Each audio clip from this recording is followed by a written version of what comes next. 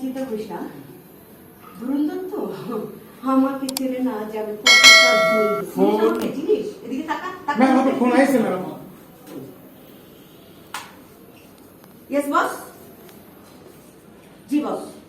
জি, প্রতিটা কিন্তু ধুরন্ধরের বাচ্চা একদম নড়াচড়া করি না, চুটিয়ে দিলাম। আমি আসছি, ঠিক আছে? একটা নজরও এক, ঠিক আছে? প্রথম থেকে কি ক্যাপ পরা ছিলাম, আমি পরে শেষে নিচ্ছি ওর কাছ থেকে।